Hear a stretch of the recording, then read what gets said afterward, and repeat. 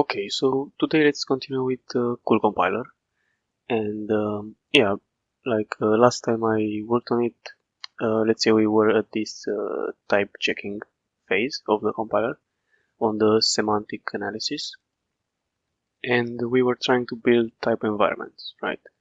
So if you remember, we had this big O, which was like a function from identifier to a type, and big M, which is a function from a method to its type, basically, inside of a class.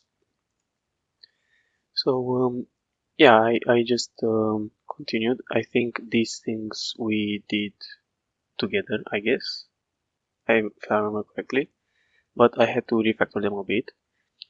Yeah, I mean they're still pretty much the same. This function will just go through all the classes, check the names, check if they are redefined, the parents are redefined, if they are valid, stuff like that. Pretty straightforward. I mean, oh yeah, and it also defines those basic types like object, int, stuff like that.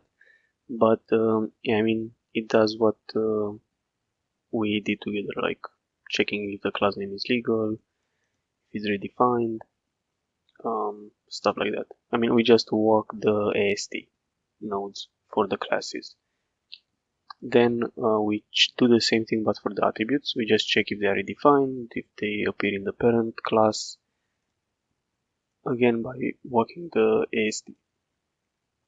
And then the same thing for the methods.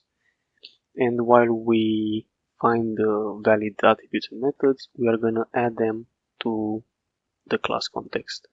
So to this list of objects and methods, right? And yeah, I mean each class also knows its parent, so that's the tree structure that we have right now. So it would be something like um, we have all the classes together inside of a tree, and yeah, I mean I guess this could work. So we can imagine that we have like up here is uh, object, like this is the base class, and then the arrow actually comes like this. Let's say this is int, then we have string,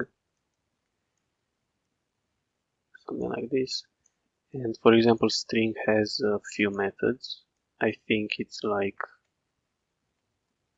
let me just go to string. So, yeah, string should be something like it has length, concat, substring, right? So it has those functions.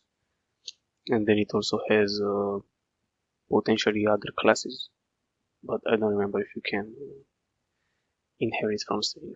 Probably not. So who knows? But yeah, I mean, we have all the classes. This is like a list, and then each class has its own functions, but you can also inherit from other classes and stuff. So yeah, that's the main structure. It's like a tree, but all the links are towards the root, right? So it's more like a graph, but no. Yeah. So after we built this context, which contains doesn't really care about expressions and stuff. It only cares about the, let's say, like you would build a header file in C, right? It only cares about definitions. We then can build the object environment. So object environment is basically this big O from here. We just go through all the, I mean, I can show it because it's pretty small. We just go through all the classes, then we iterate all the, like, through all the parents of the current class, and we just add to this to this object environment, we add all the attributes. So basically, we know that this current class has all these attributes, also the ones that appear in the parent. So maybe an example would be, I'm not even sure if I had examples like that.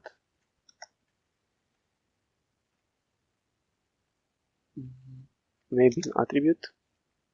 Oh yeah, so for example, I mean, let's imagine that, oh yeah, B is a good example. So basically B has the variable X, but it also has all the objects from A, right? It also has Y. I mean, these are errors, but it also has Y and I mean self, but you know, it has all of them.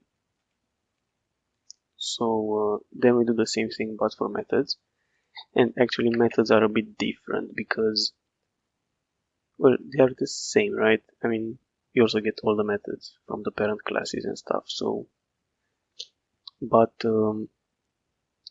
what is different about the method environment is that which method you get doesn't really matter of the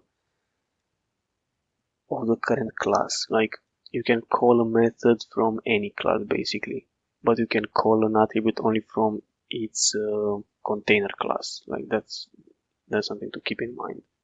So we have this length function for string. We can call it from anywhere pretty much, but you have to call it on a string, right? So that's the only difference. So inside of the method environment, we keep all the functions, and we don't differentiate. I mean, yeah, we keep like a tuple of the class and the method name. So that's the idea.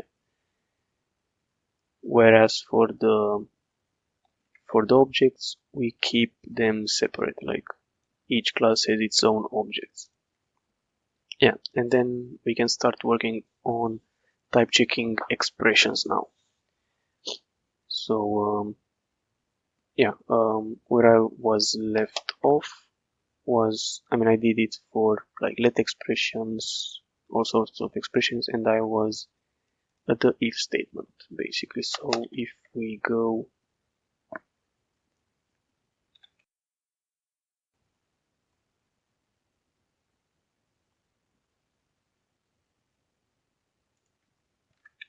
I guess somewhere around here, yeah, I left to do comments. So basically for the if statement, we use the AST from before, so that's the, let me see. Yeah, I mean, I don't remember, but I had this condition node, which is basically the if, right? So we have a token for if, then we have another branch in the AST for the predicate, another branch for then, and another one for the else case. So what we want to do is, first of all, we do a semantic check on the condition, right? And yeah, this function is called on all the expressions. So if we take a look, it's a switch, and depending on what expression we are on, it goes and does the semantic check on that expression. So we do a semantic check on the condition, and we get back its type. So we have to check that we got back a boolean. So we check if it's boolean. If it's not boolean, then it was an error. Okay. Then we do the same thing for the then case. We semantic check that expression, and you just have to imagine that, well, or like at least pretend that this will work, you know, like it, because it's recursive. So when you work with recursive functions, it's better to just lay out the outline of the code and say, okay, let's imagine that what happens if this function actually does what it's supposed to do. So it will return the type, whatever expression I have here, right? So that's my idea. And then the same for else. And it also handles all the errors. So we know for sure that we're going to receive the type of the then and the type of the else branches. And we also handle all the errors. So we don't care about anything there. So what we have to do is just check that these types work together, right? So in the if, we go back to the drawing board, let's say we have some classes like this. So that's the object, this is another class, this is another one, maybe we have here something like this. And let's say that on one side of the branch we have this type, and on the other side we have this type. So what type is the if statement then? Is it this type or this one? And how to get that? You basically just have to find the least common parent, which is the first one. And in case you had these two types, this would be the return, right? It's the type that matches both of them, or like the least generic type that can be both of them. So yeah, hopefully that makes sense for the how the type checking should work on the if. So let me just check. Okay, so let's go into C. And yeah, I was just looking at the errors. And I guess let's see what we get on this one. So we get this, which is nice. And then here I just hard-coded object type because we don't do this yet. So that's what we need to do. Okay, so now let's try to implement this. So my logic for getting this to work is, let's say we start from here, right? And we check if anywhere along the inheritance chain this class appears for this one. So we go up, up, and then we find null, so it means that this is not the parent of this class, right? So let's call it A, and B, C, and D, or something. So we know that A is not the parent of B. So we say, okay, then let's go up one step, and then we do the same thing. We check, oh, we found C, so it means that C is the parent of B, and it means that C is the least common parent of both of them. But again, let's now say that we had this E class. What would happen with it is, first we are on A, we go up, up, we find null, so it means that A is not the parent of E. Then we go up one step to C and do the same thing. We don't find anything, so C is not a parent. Then we go up one more step, and if we go up, we actually find D. So it means that D is the least common ancestor. So yeah, let's now put that into a function. So let's say static const char pointer, say least common ancestor, and we have to provide here the context because the context has this tree structure. So we're gonna use the semantic context. So context. Okay, we are gonna need the type 1 and type 2. So let's use type 1 and type 2. Why not? So type 1, type 2. So as I said, we first need to choose one of them to be like static and the other one to move around. So we're gonna do something like class context. We need a class context for both of them. So class context 1. I think I have find class context. It's a function, and yeah, I was saying that maybe I'll use the hash table, but it's easier to work with the arrays, I guess, even though it's slower. I mean, it's so few class is that I think it's not worth using hash tables probably.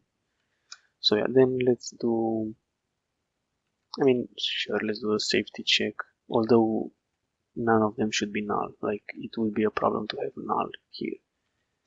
Okay, then let's say we are gonna have an iterator, so we can call it current, why not? And let's say while current context is not equal to null, what we have to do is compare current context with type 2. Yeah, actually we don't even need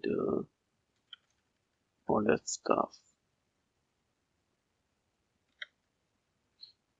No, it's not good. So we actually have to now have another class context, which will be the other iterator. So iterator context will be the other class.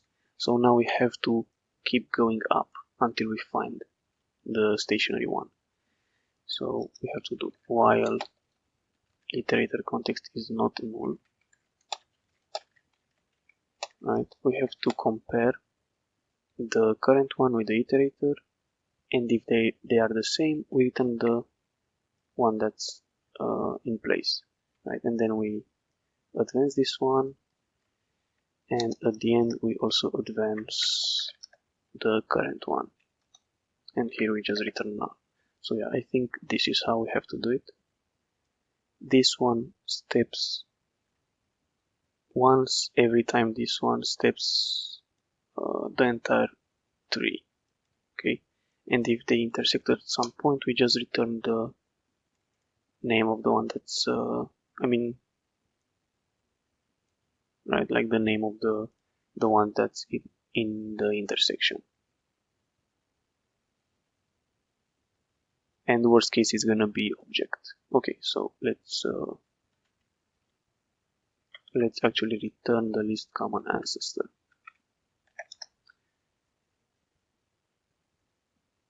So I guess that's how we do the if. So let's rebuild this, make, and if we run this thing, we should probably get the if. Yeah, see, it's now passing, so we get the right types. Okay, so let's see now what we have to do for the case statement, because this one is also interesting. So 13 case,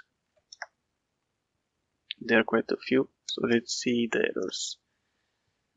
So my guess is we also have to do something similar, so let's go to case. Let's see how case works. Basically we have a bunch of branches, and each branch will return a type. If I'm not wrong, I already have some stuff inside of the case. And again, I have these unused variables like branch type, and here I return just object because I'm not sure yet what to do with the branch type. Like we type check everything, the ID, these types, we check that this type is less than, I think I check that.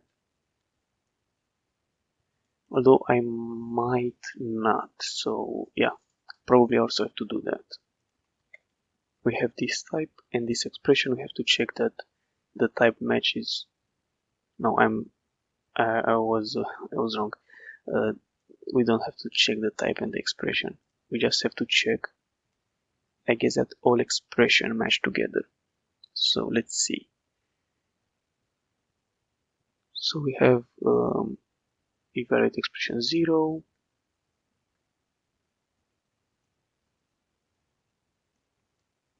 and then we have to the identifier idk is bound to value of expression 0, yeah, and expression k is evaluated.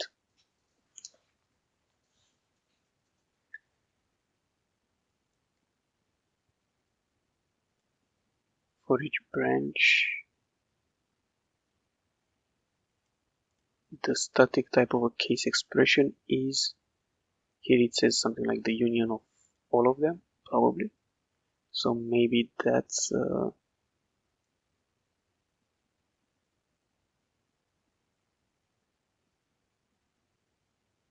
and yeah, here it says that it doesn't have a default for this one. You have to do it with object.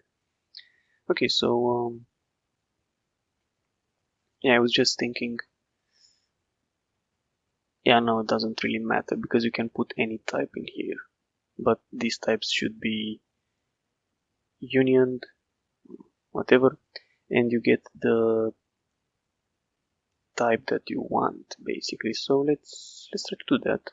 So let's actually take list common ancestor and move it somewhere up. So it should be, I guess, let's just put it, let's just put it here. It's gonna be like a helper function, so it can stay up there. So let me just search for branch type, and yeah, basically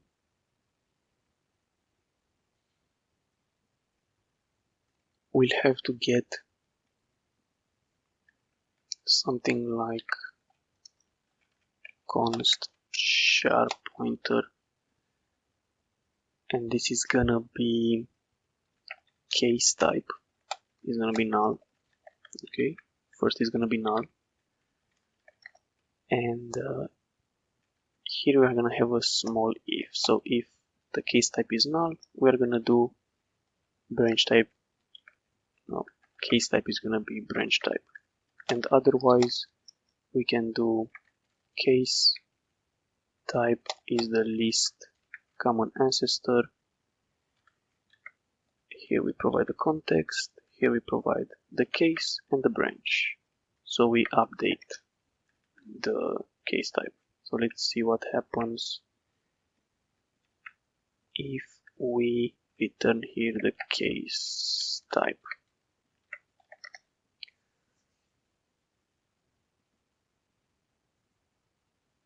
Let's see what happens.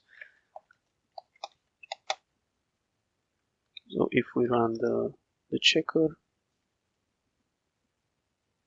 still don't get it, so I wonder why. Let's see, so for 13, it's segmentation faults. That's pretty cool. Really curious why.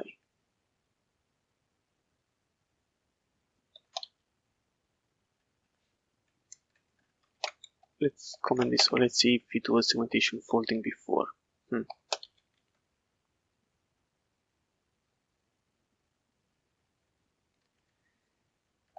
So it actually was. Not really. Okay, so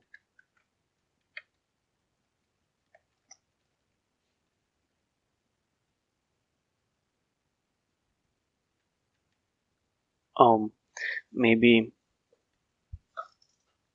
but yeah, it's not important because I was just thinking that this will overwrite itself. So let's printf it, see what it shows. Maybe this returns null for some reason. So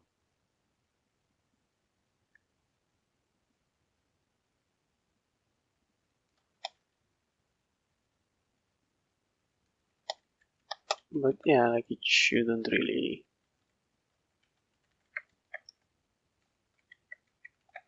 Let's do branch type.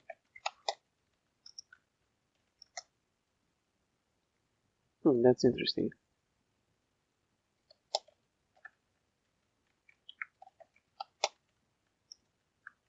why it would segfault. I mean, there's one way to find out where we to figure out where we segmentation faulted is to use Valgrind and enable like compile the flags -G on the compiler. Okay, so we fail in the assign expression. But this line 1, 2, 6, 7. So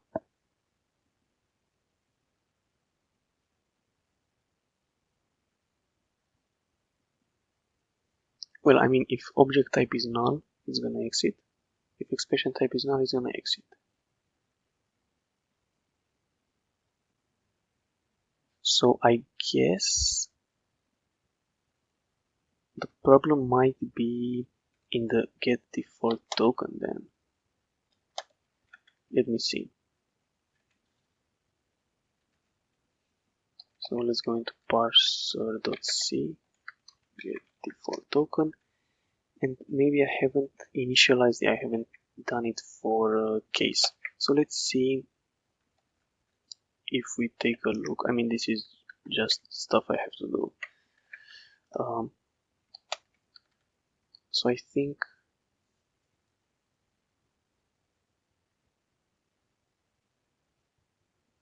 case should show like default the case statement. So let's do something like return get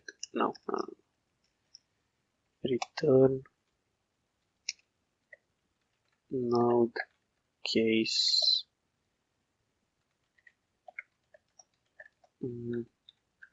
well, I guess case node doesn't really have the case thing, so let's put it there. So here we actually do node, and let's go to build case. Wait, isn't case node? Build no case. Well, pretty nice name. There, pal. So here we have to put the line and column for the case, and let's see again. So let's just run it normally first. So now it works. Yeah, it was a problem with the fact that we didn't have a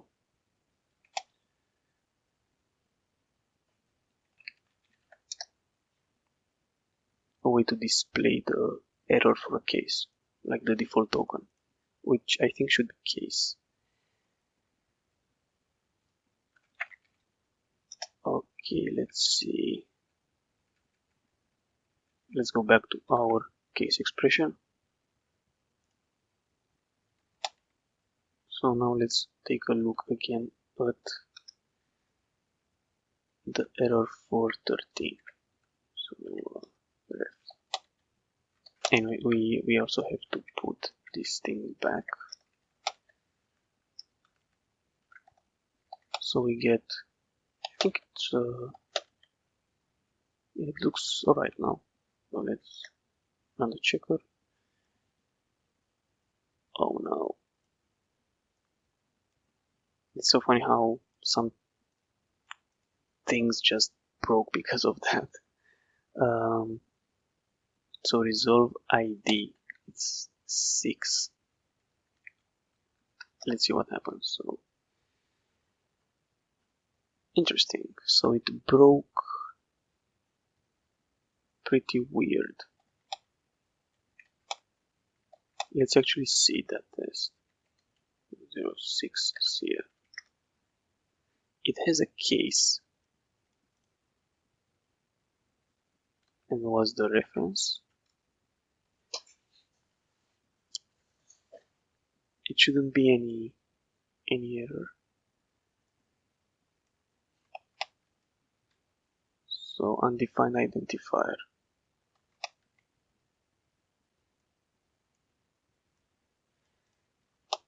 Really interesting. 40. That's even worse.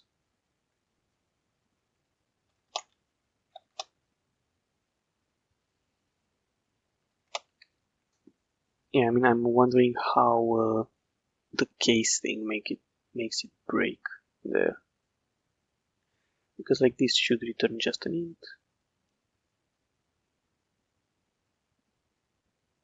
and like it shouldn't break it.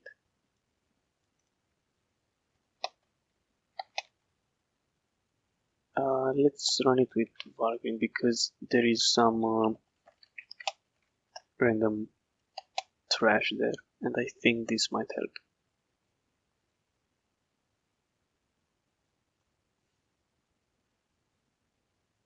Okay, so conditional jump depends on initialized value. That's nice. 1, 3, 5, 4. Damn, I have so many lines of code in this file. It's insane.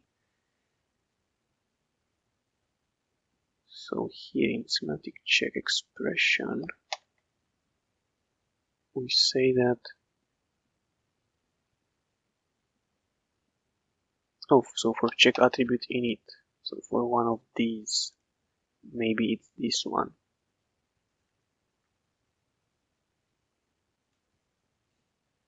Maybe it's for the boolean or something.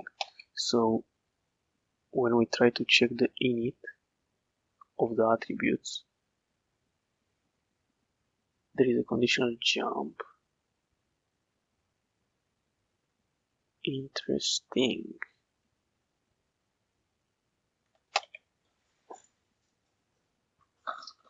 So why would that happen?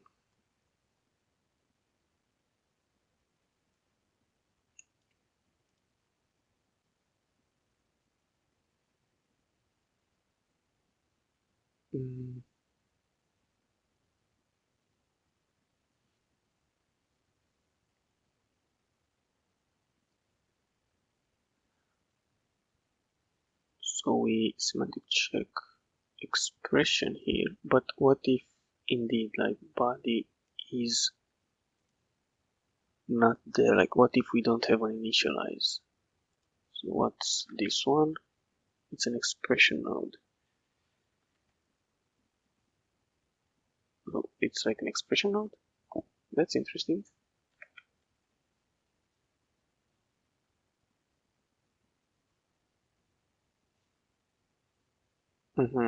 So maybe the type, maybe there's something wrong with the type.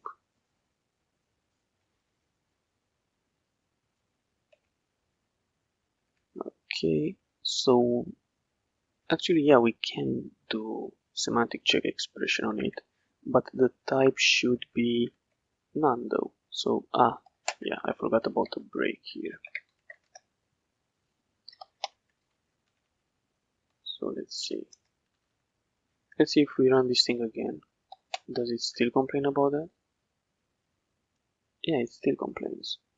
So we might have to also look in the parser.c when we do something like node attribute or export.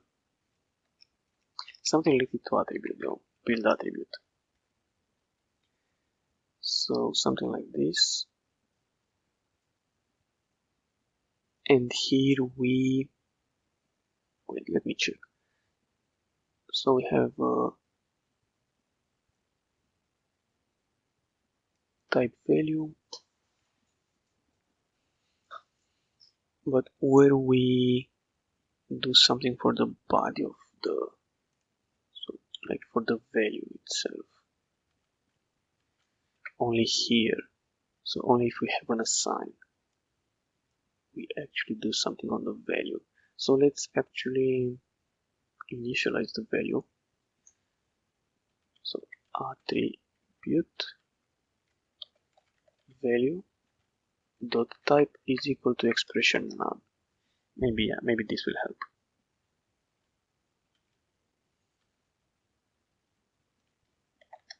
Okay, so let's see if we run this thing again.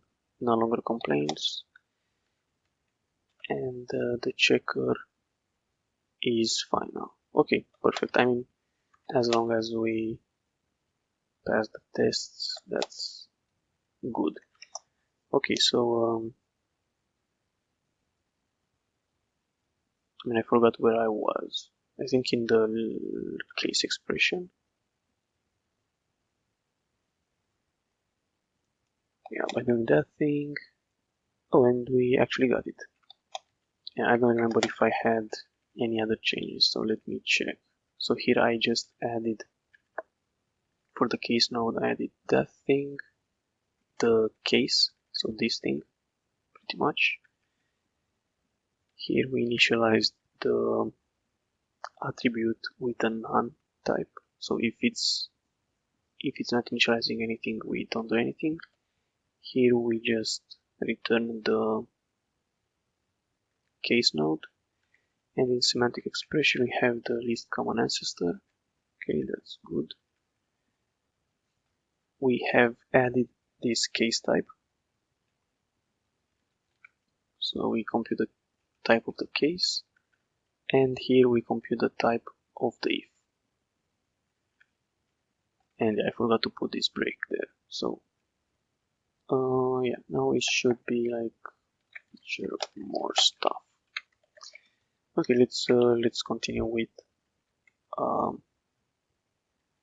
the next thing, which is the type of a block. So that's what 14.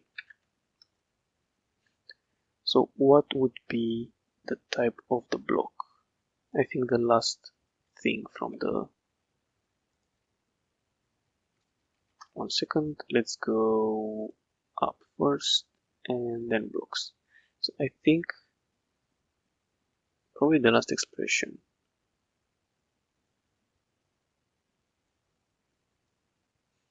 Yeah, the last expression. Okay, perfect. So it should be easy. Famous last words should be easy. Okay, so let's see. We have block, right? So this is a new one.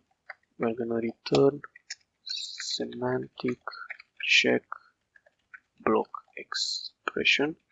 We're gonna have to create this function. So let's see.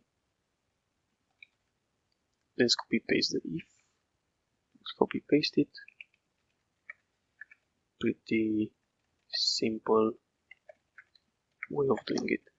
We copy paste the thing, and this one should actually be block node.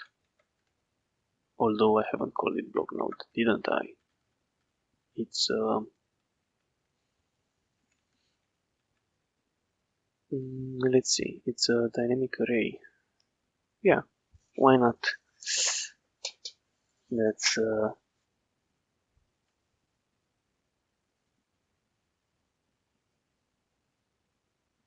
pretty weird way to do it.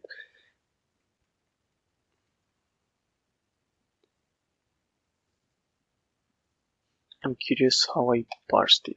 Oh. Parser.c. So when I did build node block,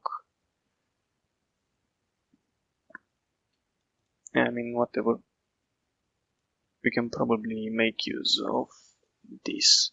So yeah, let's just keep it simple and go with it. So this should be a DS dynamic array. Let's say expression. So when we call this thing, here we have block, which is a dynamic array. Perfect. So that should work. And we can say experts just to be fancy. So now we can have a block type, but it's gonna be the last one anyway, so it doesn't really matter. So we're gonna do a for loop unsigned int I equals 0, and we go up until expressions count I++. And yeah, we can do something like this just to not have an if. and then just return it. Right, so we have to, like for the block expression, there's nothing special. We just have to, as I said before, just imagine that this function does everything for us and it returns the type. So it handles all the errors for each sub-expression and it gives us back the type, and we just forward it, let's say. So I think this should work first try. And yeah, it didn't work first try. Let's see what we get versus what we should get. We get a segmentation fault. That's really cool. I think again we miss, though we shouldn't miss anything. Oh no, oh no. So there's that semantic check expression. Oh, so it comes from here, which is funny. Semantic. Wait 1 second.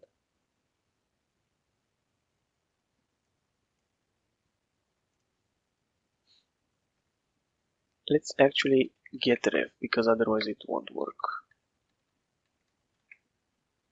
Yeah, you cannot do that, mister. Here, if you want to use just get, we have to use like this, right? So it would still work, but again, Copilot doing Copilot stuff. Well, it wasn't Copilot then.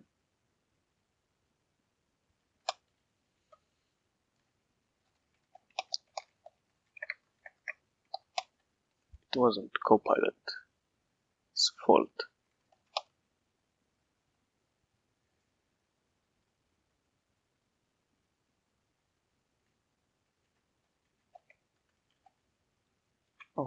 But we don't really need.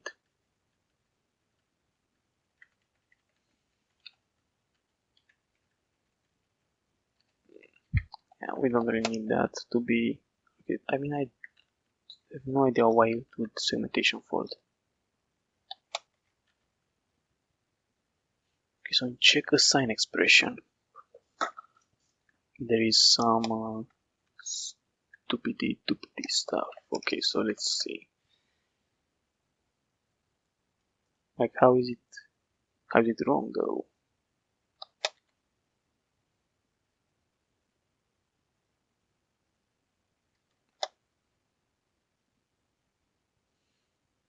One, two, six, six. Let's see what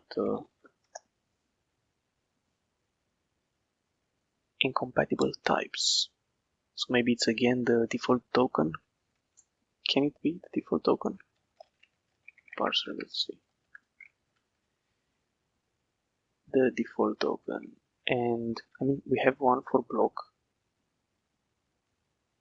We have for sign, which is fine. But it shouldn't happen on a block.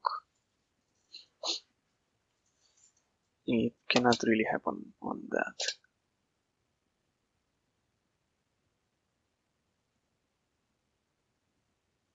Because if it's being called from here, it should just be a sign. So this shouldn't really be the issue. Maybe let's print something like printf block, and let's just show the export type. Let's see what we can figure out by doing now the classic printf debugging. So we have 23, which I think refers to string. Then we have a 1, right? Then another 1, and then 23, which is pretty decent. So let's also show the block type down here. And we see that we have int and then string. So there's nothing wrong with the block expression. We get back int and string. which is good. Back int and string. So if we go to assign, oh yeah, I mean, I'm really stupid. It is in fact block. So what should we display? 10 and 14. So let's take a look at what that is. So line 10. Ooh, we have to show that. Yeah, that's annoying. So my hopes of parser.h of having the block as just an array were destroyed. So it has to be then a block node. That sucks. So it's here. Yes, sometimes I'm thinking, why haven't I thought of this thing when I did the parser? Like, it should have been obvious that having a separate structure was better. But anyway. And here comes the parentheses. It's gonna be the same thing. It's gonna happen again. Yeah, it's gonna happen again. I mean, sure, when it's gonna be an error because of the parentheses, what is gonna be the parentheses? That's gonna need to be displayed, I think. So, yep, it's gonna happen again. So for expression block, we just have to show the node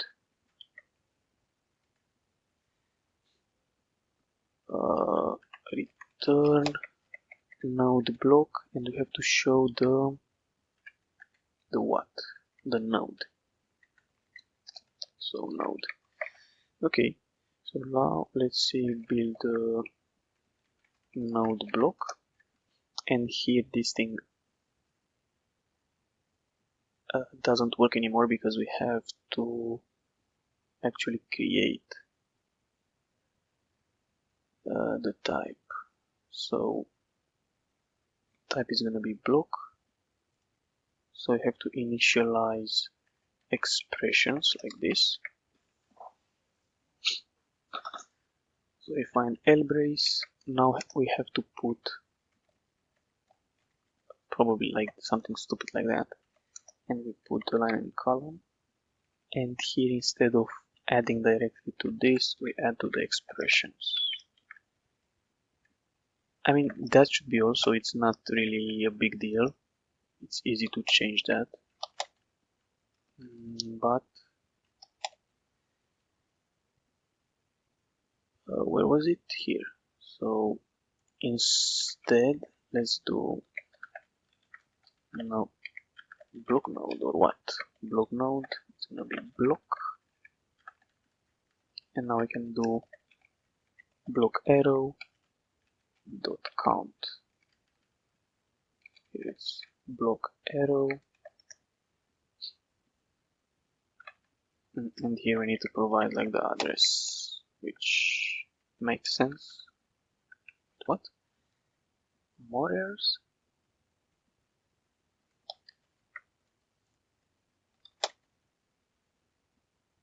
Oh, it's printast now. Printast. Well, let's go to first error. So it's gonna be dot expers, and here is gonna be dot expr. So expressions. Let's try again. Now it worked. So we also get this thing. Perfect. So if we go back, we don't have any prints. We just added that thing there. We added, yeah, makes sense. Printast is just printast whatever. And and in semantic we have that. Okay, so block. Okay, sure. Let's see type CL. So 15. Quite a few stuff there. So let's cat 15 ref. So I think now we have to again handle the return type of the let, because actually I have let here implemented, but I don't do anything with the init type. So what do we do with the init type? Let's see. We have to check the type. So this is the type of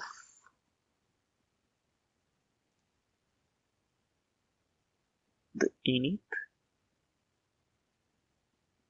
we want.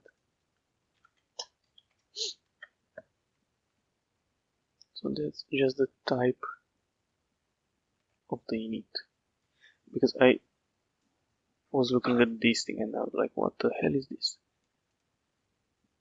Body type. This is the in statement. Okay, so we have then the init type. So you just have to check the init type with the, so something like, let's see,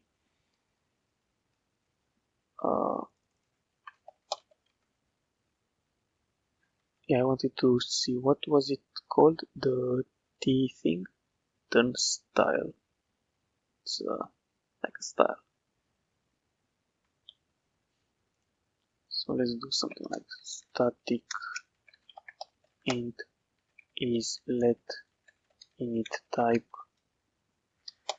It should probably be something like incompatible. So we're gonna put here the, let's think about it. So we're gonna have the init type. So it's gonna be const chart pointer let type. So we're gonna have the type. Let me just print again the code. So we're gonna have this type versus this type. So the declare type, or the type of the let, with the type of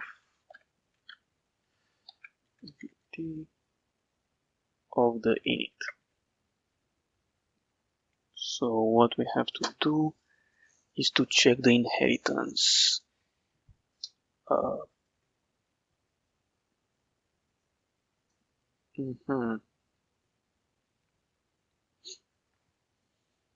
So let's do something here. Let's take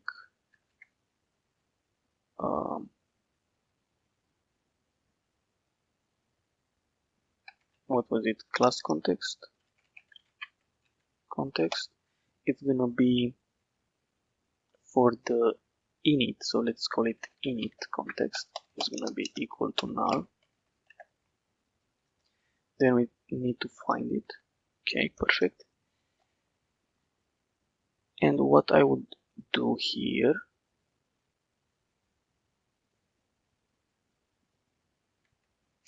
let me think. So if we take, I mean, it's better to just do a while loop now. While the init context is not null, we can check the name with the let type.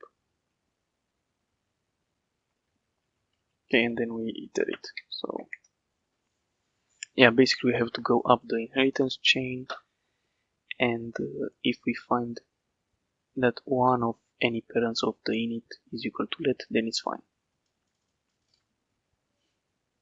So like the turnstile operator here, where it says, well, where was it? I know for sure there was like a sign, right? It's this thing right here, this ugly thing. So we have to check that the type of ID is greater than the type of the expression. Right, so that's what we do. Okay, perfect. So I mean we do that. Yeah, we do that. Okay, perfect. So if is incompatible, let's just I'll show you a trick to use with Copilot because it's really good at this stuff. If you just put here the error, man, what? And then you do like define, it just gets it. It's like really good at stuff like that. You don't even need to check it. It's gonna be surely right. So you need to say that type bool is incompatible with type int. Let me just double check it. So we show the init type line and column. I think I'm not even sure what line and column to show, but we are gonna figure out. Then we show the identifier and that thing. So let's recompile it and go to 15. So it's gonna segmentation fault. Perfect. So 422, but it should be 429. So that means it shows this thing.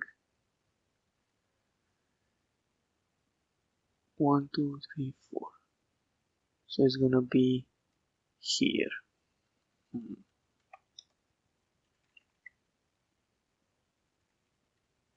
Yeah. So then let's go back to this one. Let's say get default token, and here we need to provide the init dot, isn't it init? Init dot init.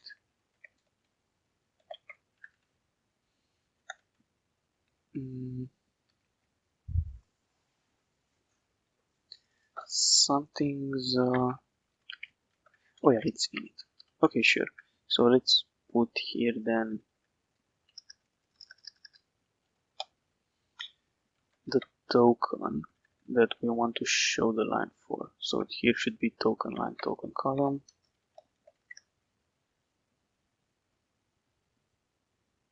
And the rest should be fine. Okay. Now this should be what? Wait, this returns the reference. So it should actually be like this then.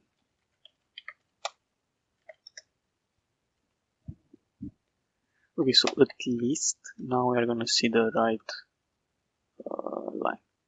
Okay. And I think again we have a problem here. See, like when we do an init, we add. Wait a second.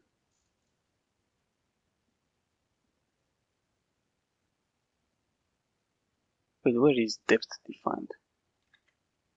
Depth is equal to 0.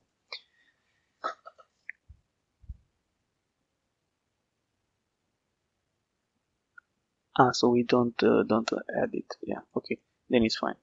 I was thinking that we still add the object in the context and we don't increase the depth, but we actually add it. Okay, but why did it segmentation fault? Let's use again. So interesting. Conditional jump is something. So 1400. Again, we jump uninitialized. What?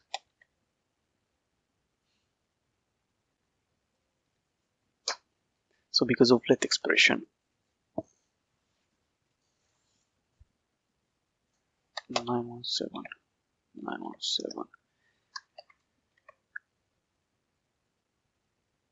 So somehow init is uninitialized. What? That's really strange. Like init should always be here. Okay, let's go into the parser.c. I mean, for let here we just return nothing, so that's also a problem. Oh my god, I think. Okay, anyway, let node let. Let's see how we build it. So node let init, but I don't think init is the issue. I think the node let itself is the issue. Although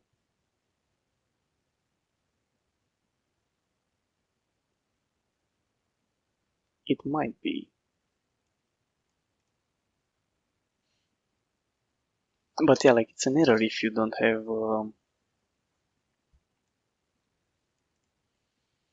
an init here.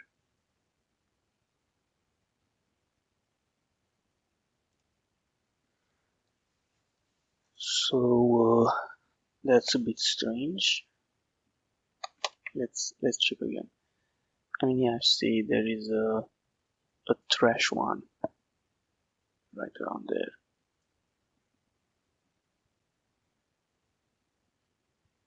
But what? It doesn't complain about it. So it means you can have. Oh yeah, you can have variables like that. So that means that when we do let init,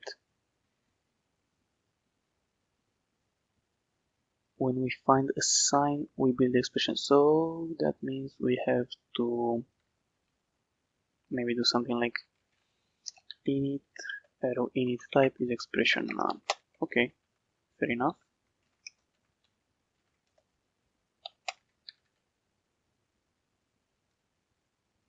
So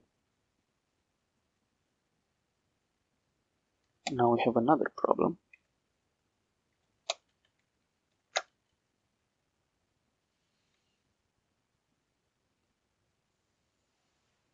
And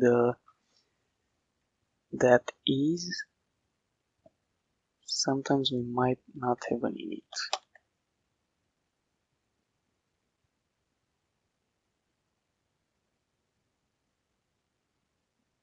Right?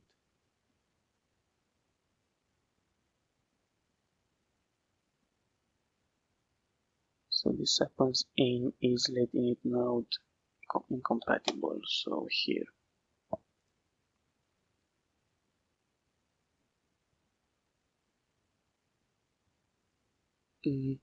Let's do something else then. Let's go into parser.c. What if we keep this thing as null until we actually find it? So here. So let's move this. So let's make this thing null.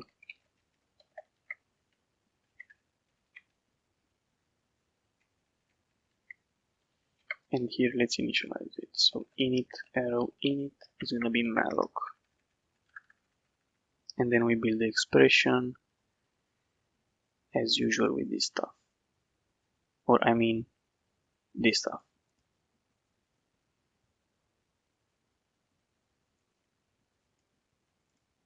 What? Build let init. Yeah, that's correct. We do this thing for the let, and here we make it null if there is nothing. Okay, so then this is gonna be potentially null here. Expression. So I mean, if it's null, then it's fine, probably. So let's say something like if init is equal to null.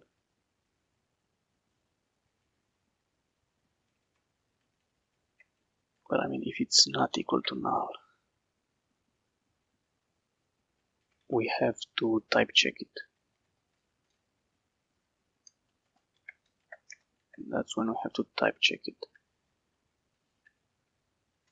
And otherwise, we just do stuff like that. Okay, I think this looks a bit better. It still doesn't work because of something in a sign expression now. That's really awesome. So let's check the Lexer first, because maybe we broke something with that change. See, like we broke something.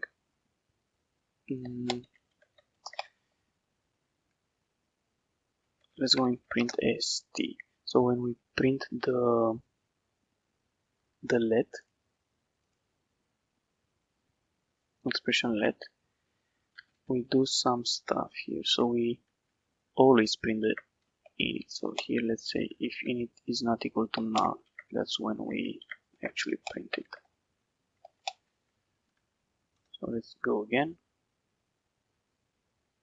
Okay, now it's fine. So yeah, I guess it wasn't really a big deal. Oh no, I can't resolve IT.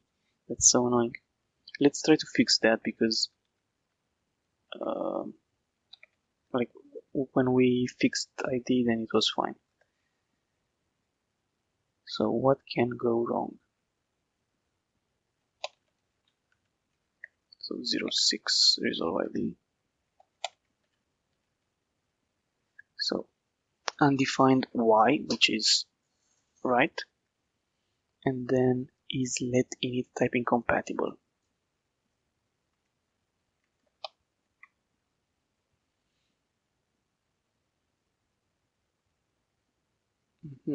So we don't find y. Okay. We don't find y. Okay. That's interesting. So if we don't find it, then what should happen?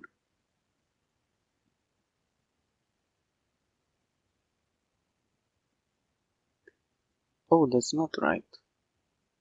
What the hell am I doing?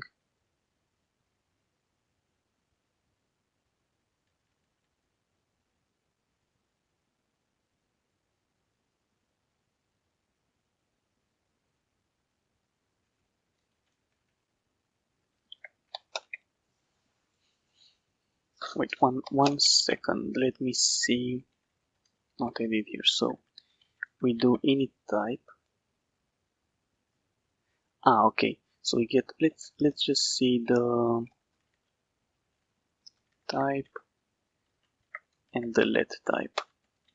Let's just say that. Oh, and in here, just remove this because I want to crash like before. So let's do 06. So the init type is null. Okay. Which is true because we don't have y. Y doesn't exist. So here, if init type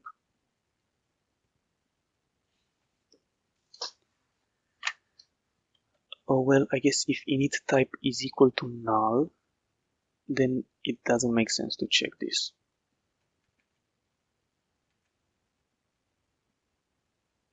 Right, so let's do something like if init type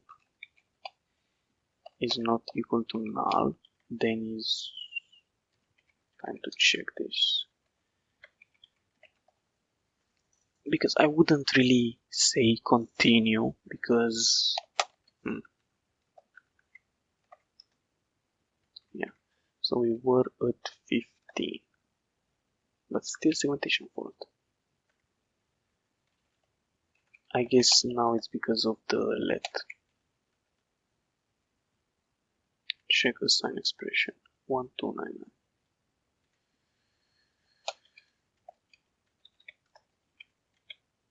it's because of get default token now. So if we go into parser.c, we don't really have a default token for let. So here I would say return, but we don't have node on the let.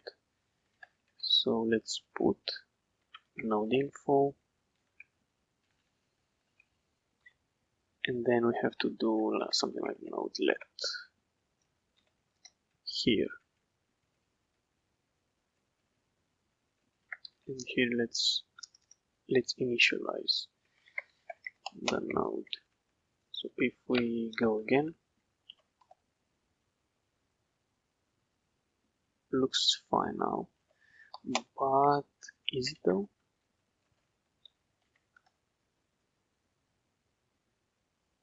For let, it's not. Let's see, 15 reference. Man, I just wanted to cat it. So we get some stuff for 29. Yeah, we get that. 828. So get that, and 414. But we also get this 1023 undefined y.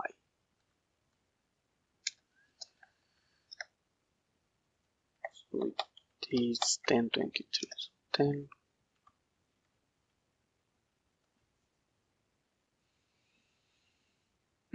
So even if we get an error, we don't continue. Okay, that's good to know.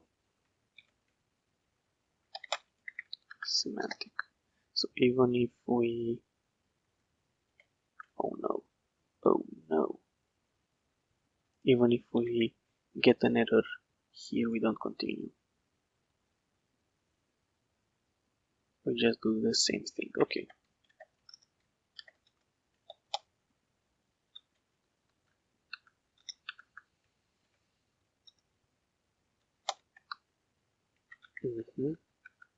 So now it looks better.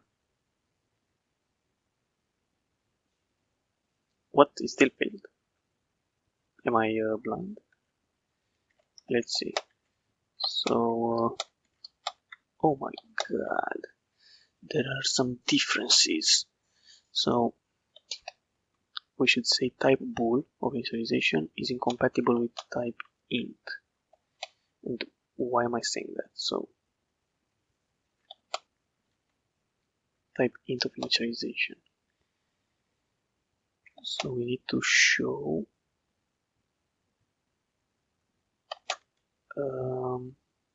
man, I mean, I even said that ChatGPT is really good at this, and it freaking failed. Okay, let's try again.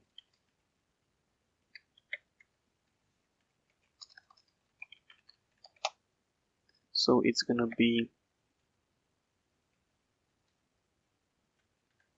let's do token, which is gonna be for that let type and init type. So this should be token line, token column, but it was with arrows because why not?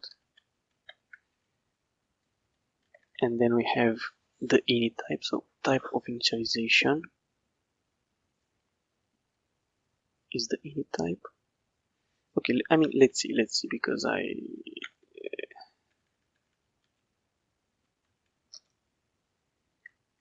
okay. So get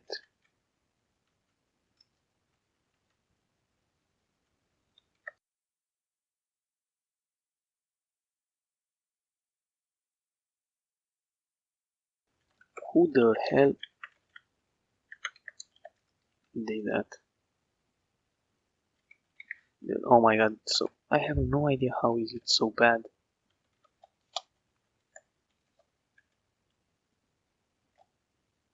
Dude, are you serious? Isn't it get default token? I mean, I have no idea how bad can this copilot be, dude. And it even failed. So let's go back to what we had. And let's do it manually because this is crazy. Okay, so we have, let's put it like this. So we have the token, right? We need the init type, and we also need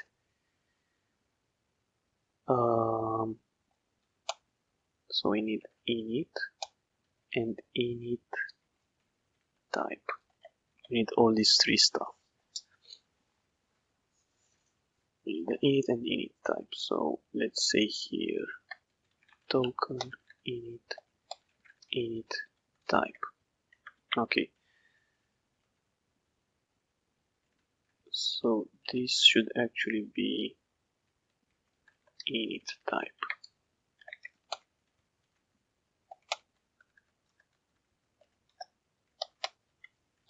Yeah, and I swear every time it's like recorded, Copilot is really bad, but when I do it on my own, it's like the best programmer ever. I have no idea how it's possible. 16.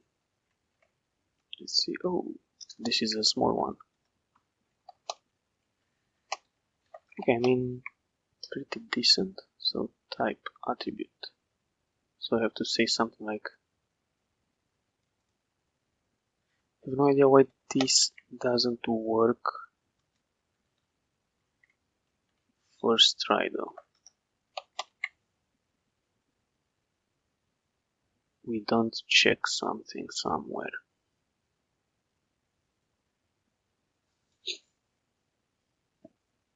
Type boolean of initialization is incompatible, so probably this is somewhere around here. Unused variable, yeah. So man, this looks exactly the same as the let one. So let's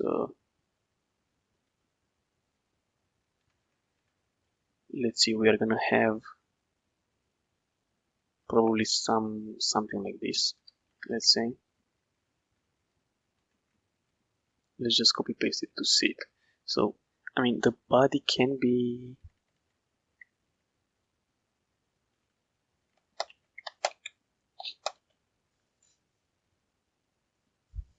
null, or at least like the type.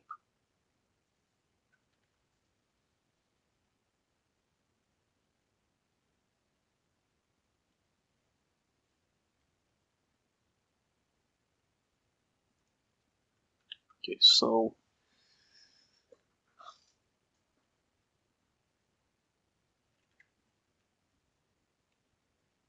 I mean, we can do that. It's not a big issue.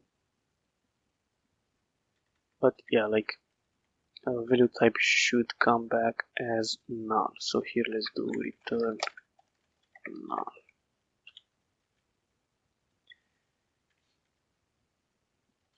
So we have this init type,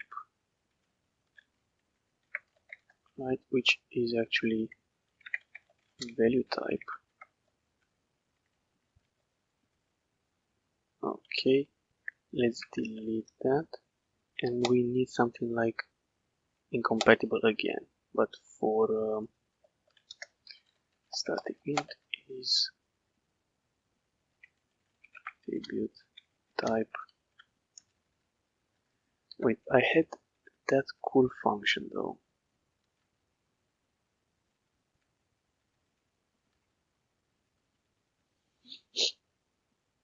Is assigned incompatible types. No, it's not that. So it was it in let init type incompatible? Yeah. So we can do something like let is attribute value type incompatible. We need to find the class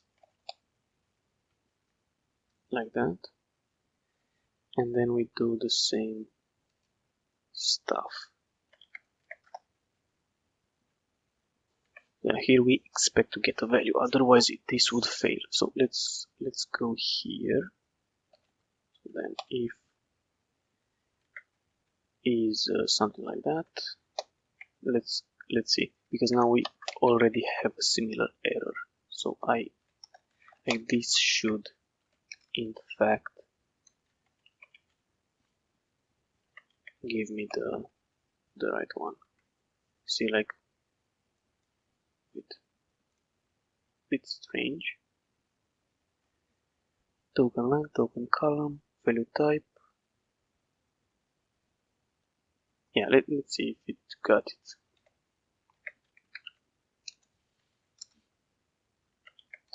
Let's see if it got it. So, whoa,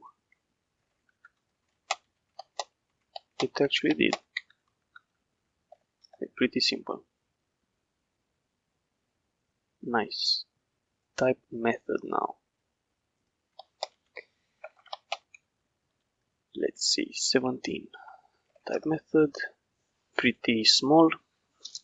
Again, should be pretty easy. So let's go to the method body. There is something, again, I haven't used the variable. So we have to somehow return something that's compatible with this. So it should be the same thing. Yeah, it should be like exactly the same. Let's just copy paste it. So is return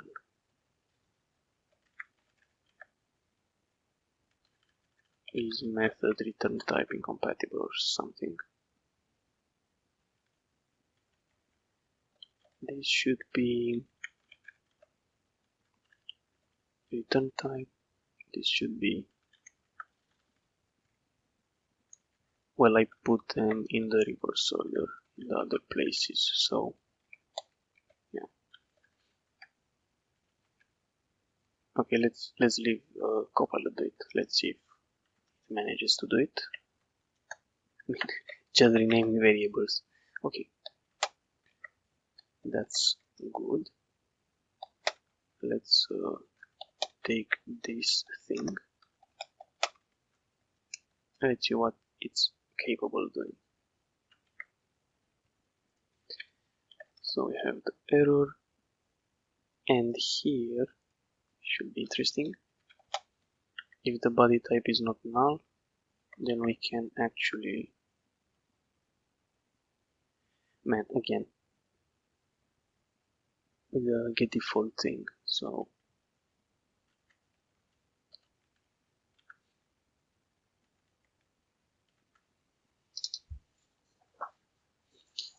we have the type. Whoa, what?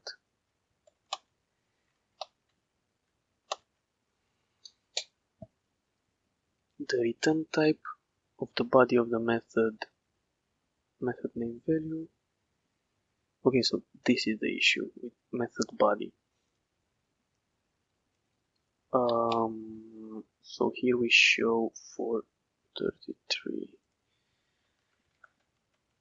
and 27. So let's see. Wow.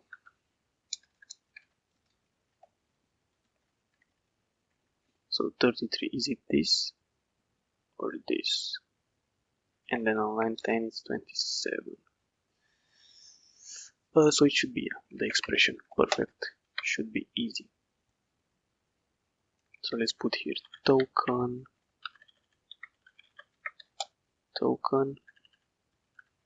Let's also add token there.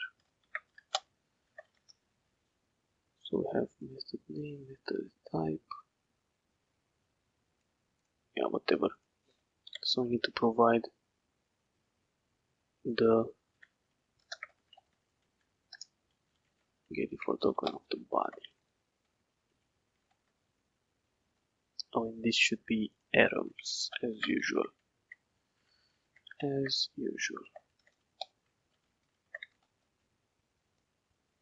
yeah, whatever. So this will probably not work because we don't have the, well, I thought we don't have the stuff for function, but we actually do. So we have it, oh, these are the only two ones that are left. Okay, that's good, perfect. Then we don't have to worry about it. So if we rerun this thing, it should work. Again, first try, yeah. Oh no, again freaking the resolve ID. That's okay. Let's see what's wrong again with 06. And 06 is always the,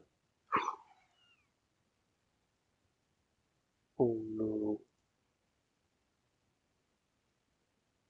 oh no, that's insane.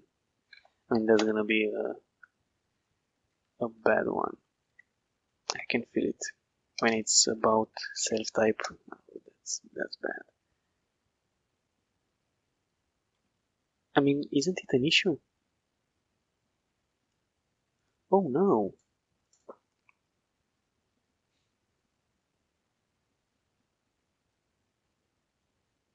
Okay, let's check the manual. I mean, let's go back to the manual.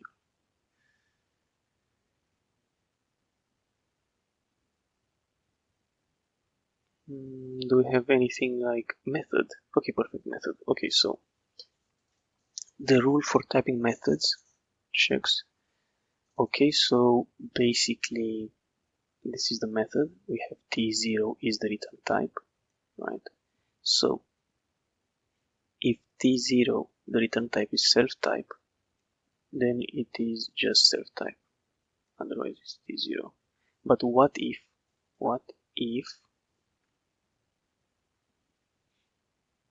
the return type is, god damn it, mister. So t0 prime is gonna be probably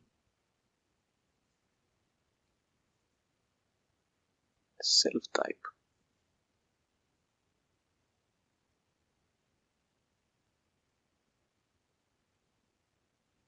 So t0 prime is gonna be self-type. Bruh. I mean, I swear when I look at this, I have no freaking idea what I'm looking at, to be honest. So t0 is what we,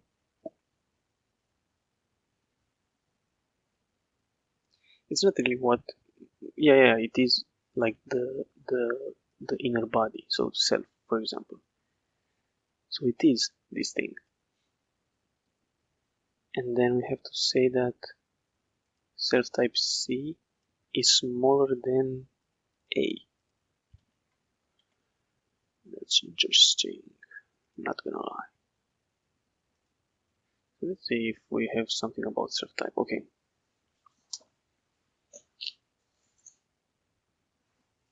So we have this special case for self-type.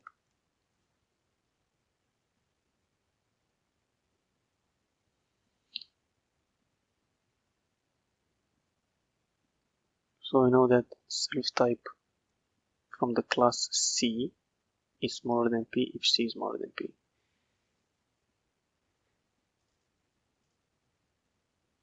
Interesting.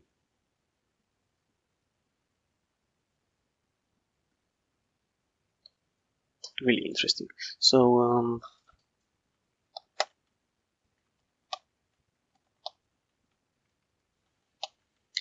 I guess that just means that when we encounter something like this, we have to check, like maybe we have to convert from self-type to A, for example.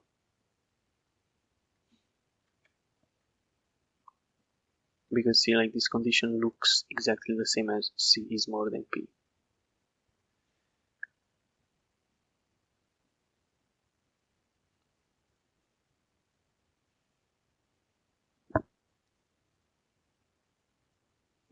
I mean,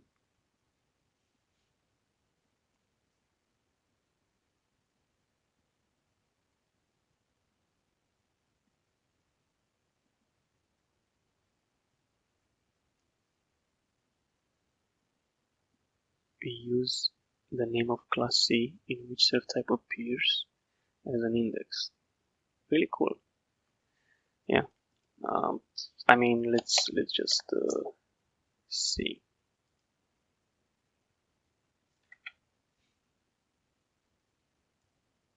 So in this case, we have the return type, method type. Man, I mean, if I have, let's say the return type is self type,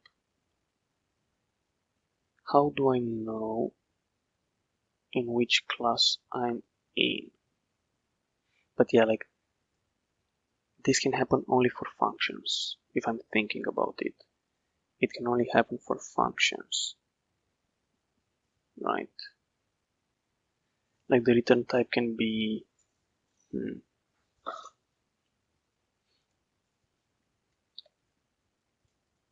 let's see, because I guess I can get the current class from where, like, there is a for somewhere over the classes, yeah, here. So I can still get the current class from class context. It's not an issue with that. Here we get object environment. Like, yeah, we still have the class name.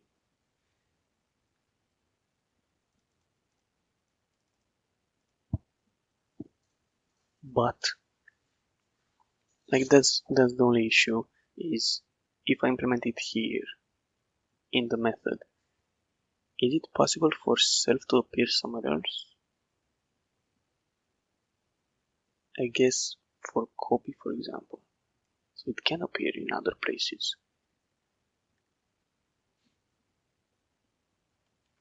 Oh my god, that sucks.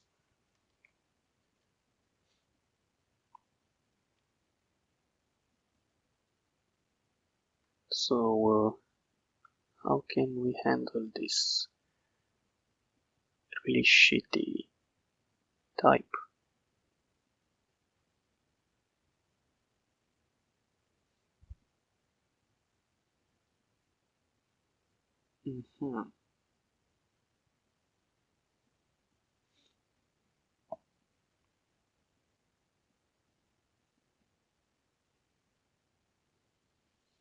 Because yeah, see, it can also be like the return type can be self type.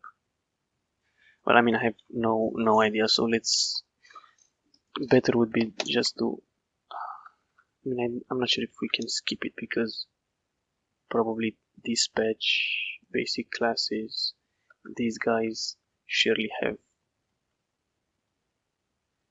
I mean, 19 is with self type, so this thing is also with self type. So yeah, this is gonna suck. Let's see, 19.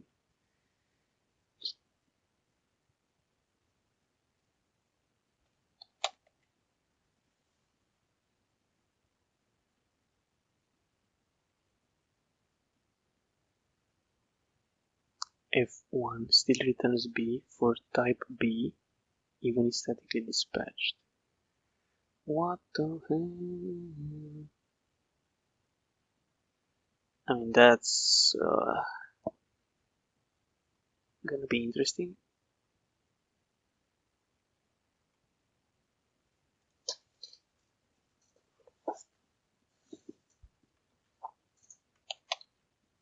Well, I mean,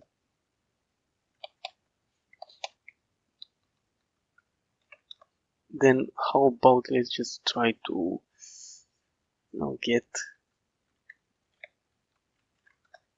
as far as we can in this crap, and try to figure out on the next one how to do self-type.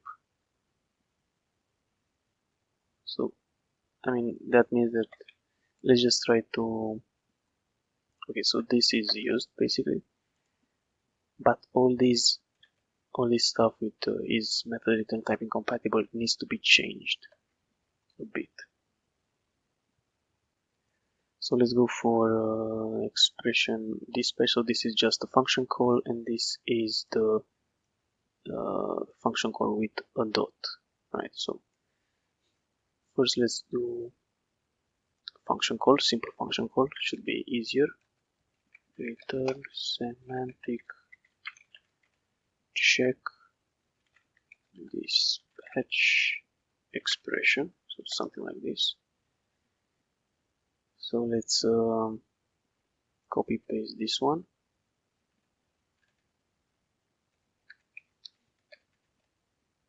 Semantic check dispatch expression. So here we need to take dispatch node, whatever, something like that. Okay, so what do we have to do on a function call? So let's see if we find it. So this is a dispatch, static dispatch. I mean, function call, isn't it?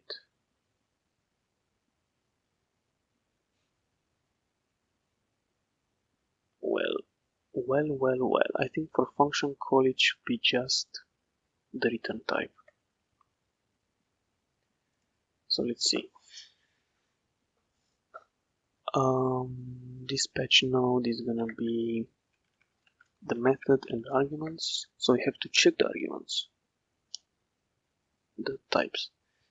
So let's first of all do something like method context. We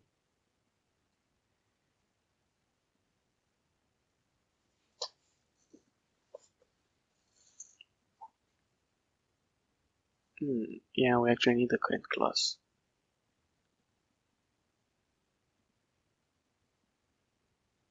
So forgot about that then, because we also need the current class in all these calls.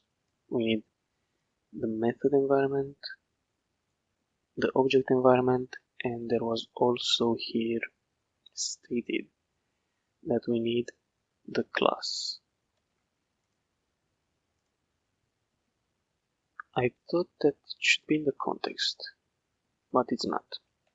Okay, then yeah, that kind of sucks.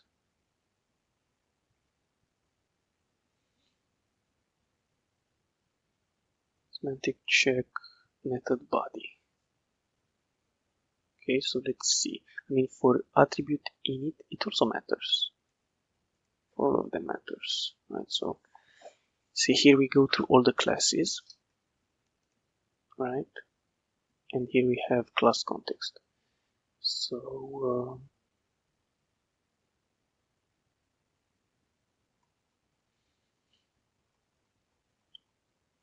yeah, let's just do something like return null for now. And here, how about adding class context pointer class ctx, right? Like we have to add this thing.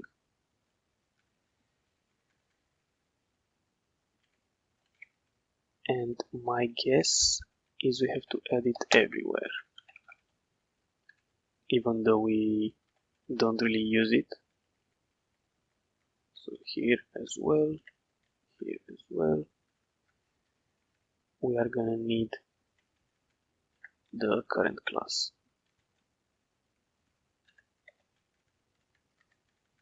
And yeah, we're gonna need the current class for the self thing, and I guess for calling method, like yeah, calling functions. So should be something like this. So now we have a lot of errors, pretty much. So let's go ahead and fix them. Oh, we can just copy paste this. Perfect. Yeah, that's good. So we can do this.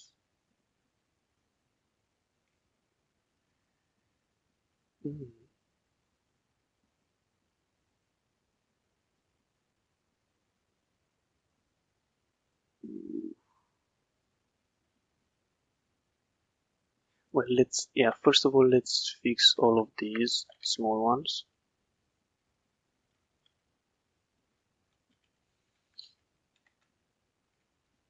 Because it's easy to just copy paste that.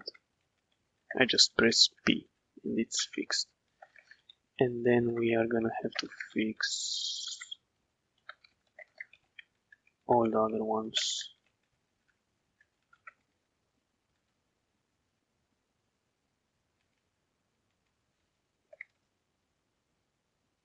Wait, what? Okay, class, yeah. It was looking different. So all of these are fine. Yeah, this is fine. Compare EQ.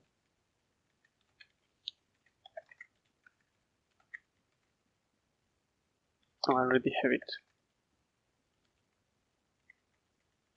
Wait, what?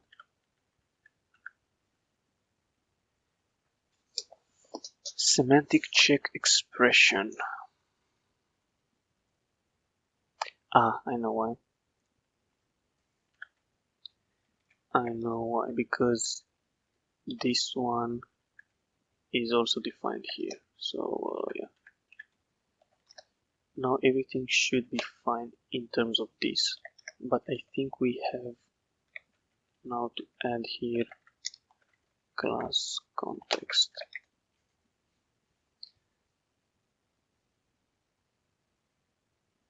Semantic check method body.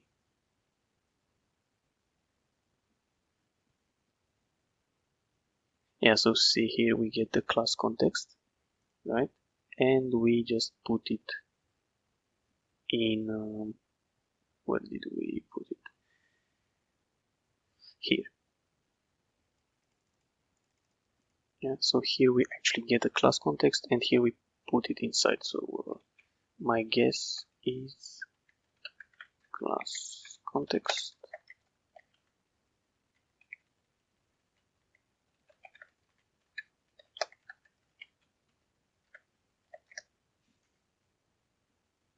When we check the let expression, we just pass in the current class. So it's just that.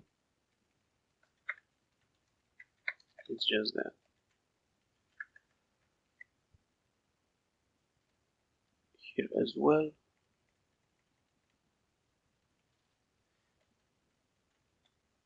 Also here, also here. Bro, what? Sometimes it's it moves me on the last one. Okay, that's weird though. Anyway, so we just have to fix all of these. I mean, this should also make self-type now much easier, but I still think we can do it next time. Like, no need to hurry on this one.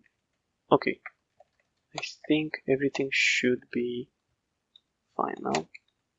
So if we rerun the checker, we still fail on resolve ID, but that's fine.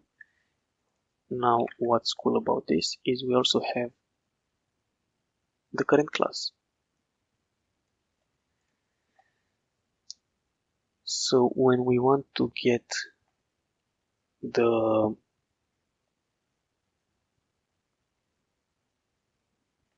let's say class, method context, we can just easily find method context, we pass this thing in. Oh. We pass the class context that we have in, and let's printf it. I'm curious to see. Oh, return now. I'm curious to see if we actually get the right classes. So it's, wow, we got to 18. Wow, that's nice. See, now we get the functions, which is pretty cool. So yeah, I mean, there are quite a few checks to do, even at 18. Wow, there are many checks. But yeah, I mean, we can try to do some of them.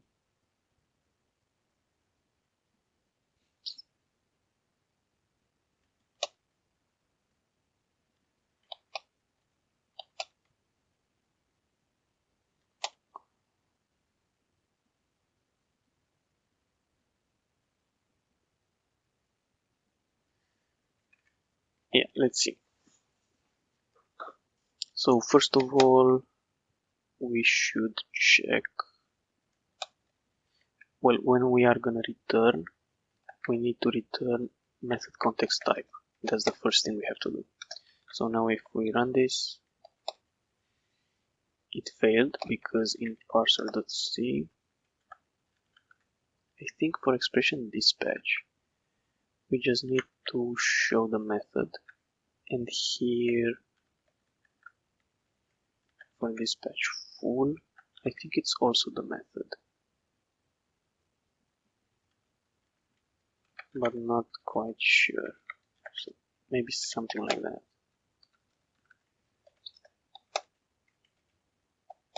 Let's see. So that's 23. Oh no, it's not. What the hell?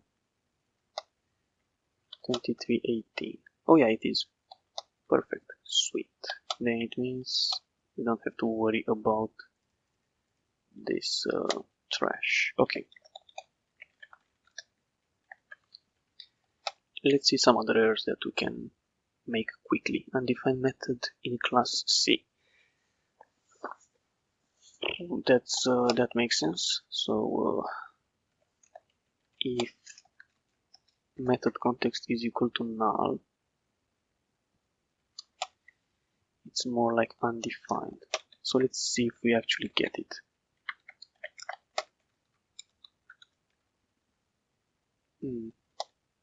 We do not.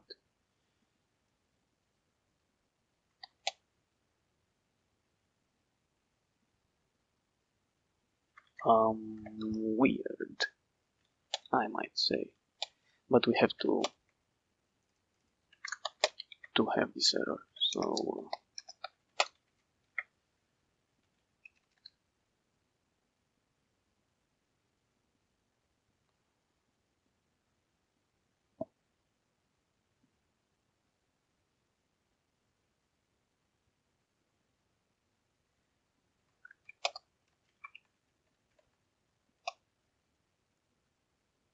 dispatch method undefined.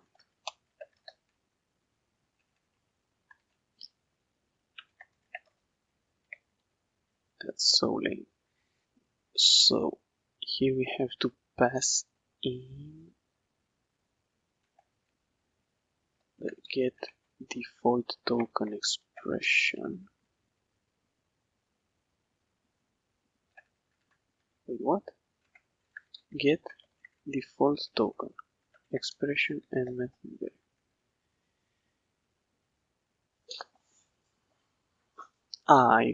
This didn't finish. Okay, anyway.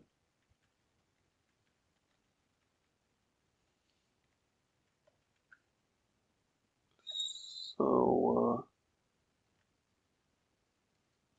this should be a pointer. No, I don't get why.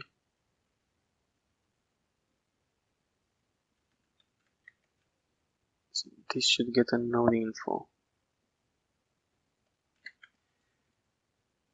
No, it gets an expression node and it returns a node info. So why does it complain about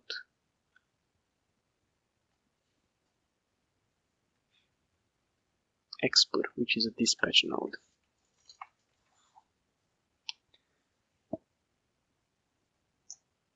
I mean, surely it should be node info.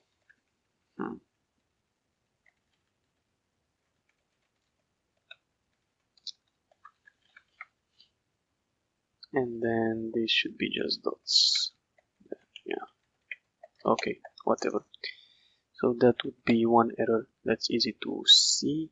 There's also the wrong number of arguments. So let's have here static int is dispatch method wrong number of args. So we get the method context and the dispatch node. Yeah, sure, that makes sense. If whatever, let's first of all just take this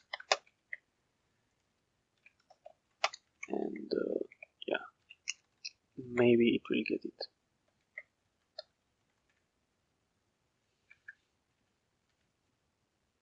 So we have to do this, and we don't really return, we just return the type when we get there.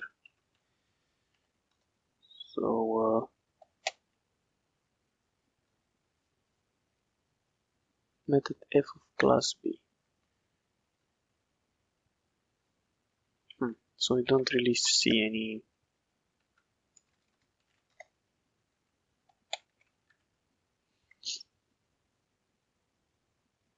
because like all of them are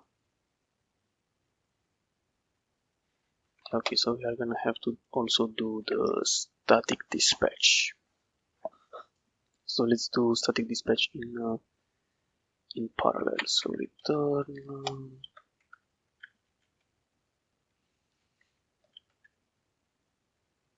and they can reuse each other's functions. So I think so. Semantic check dispatch full, I call it for some reason. Okay.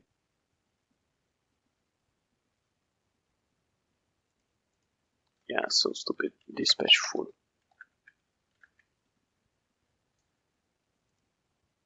So this should be dispatch full node.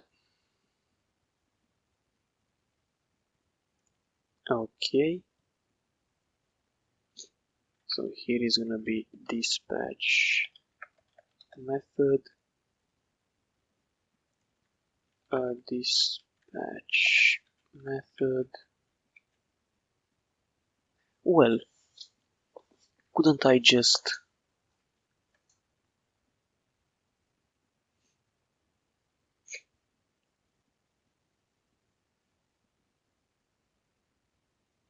it's a bit different on the class context. So yeah, here I have to do some other checks first. So let's wait a bit. So it's gonna be first we need to evaluate the expression. So expression type first, to take that, right? We need to see if this is defined, the thing is defined. So const, yeah, sure, if the expression is null, we cannot do anything about it. Then we have the static type is gonna be that, yeah.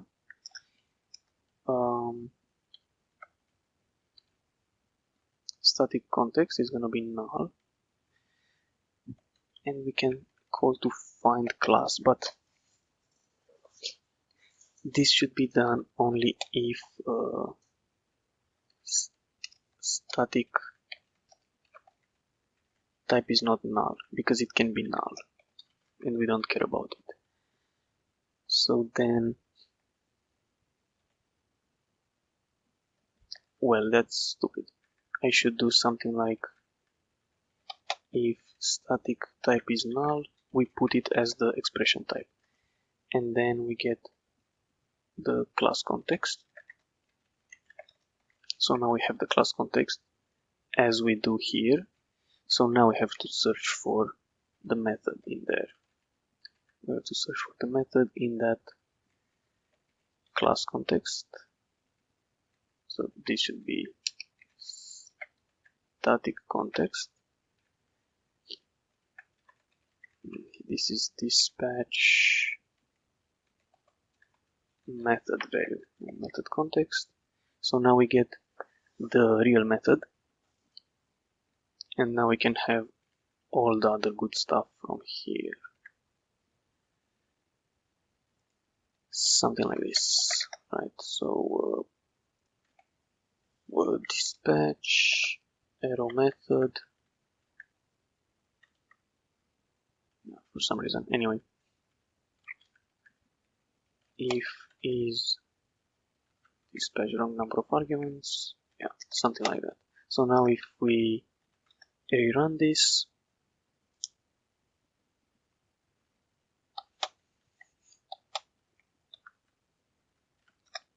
we should get some undefined gene. See, ooh, that's method f in class A. That's not really good. It didn't really print the right stuff here, so maybe let's take a look. So wrong number of arguments, we give it the method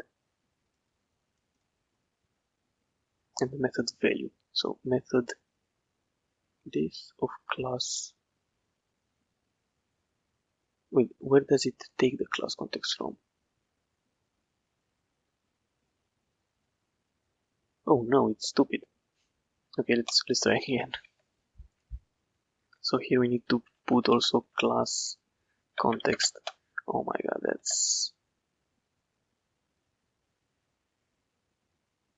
that was disgusting. That's why you shouldn't use defines. This should be static context, not the class one.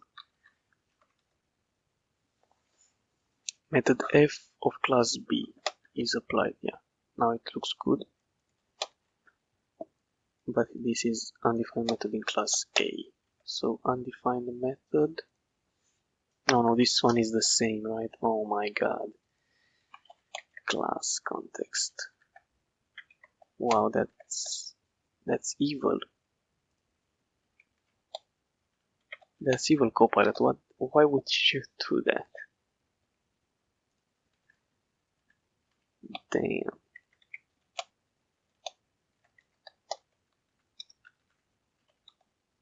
Okay, so now it says F in class C, which at least, but we also have G. Wait a second. Let's take a look. So here it says on line 7. Line 7 makes sense because probably F is not in class C, although it inherits from B. So it is there.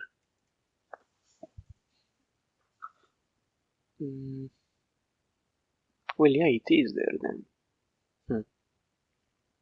Okay, so we have many problems then.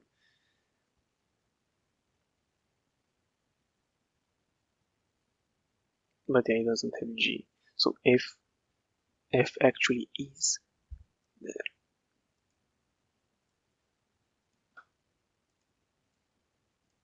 So that's probably something we need to look into. So when we create the method context, that's something we need to look into. Anyway. Yeah, well, we can continue with this.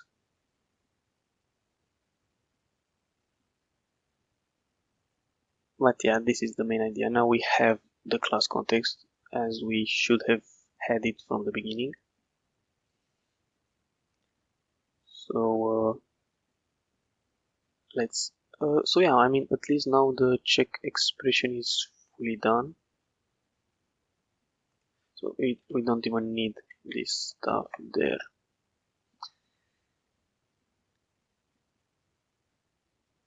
Wait, I think we should have returned for everything, don't we? Oh, what? This void is not done yet? Let's add it. Oh, it's it's bool type. What? Shouldn't it have some checks?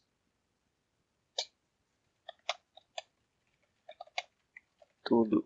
Should this be checked? I have no idea. I don't think it should. Well,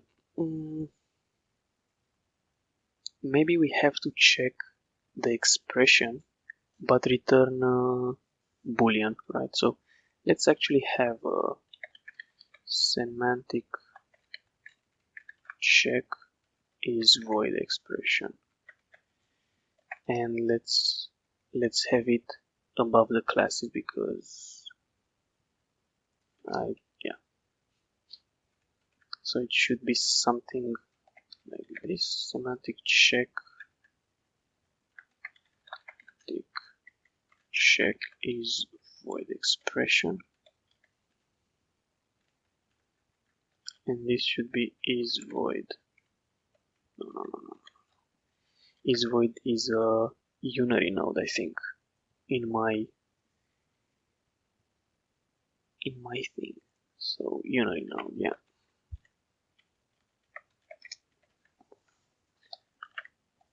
Expression. So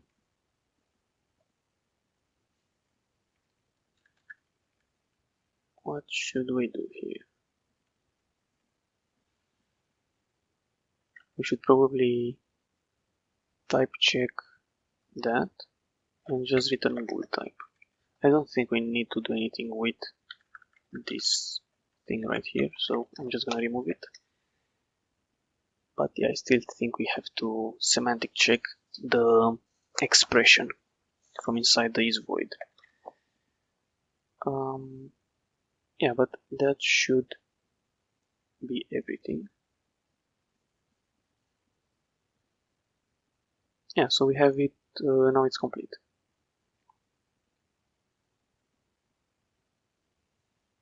So what we have left to do is maybe to do fix methods to be like fix child classes to have parent methods, right? That's what we need to add. Okay, then the other thing is to do fix self type, because now we have the, well, we don't have it here, but we have it when we do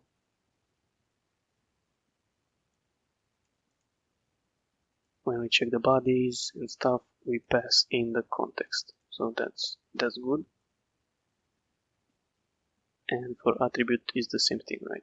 Yeah, it's the same thing. So we actually pass in the classes, so we can visualize that. Okay, so yeah, what's left is to fix self type and semantic check dispatch. Let's put here to do fix this in the full dispatch.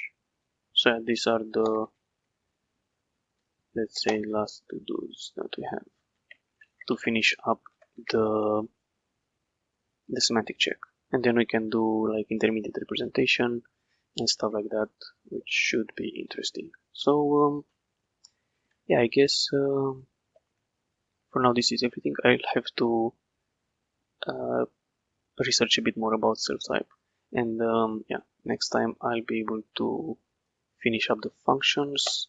So let's see again. Finish up the functions and fix this one, which broke like almost every time we did a test. It broke back, so it's funny. Anyway, let's do git. Let's git this commit, and yeah, I guess I'll see you guys on the next one. So bye.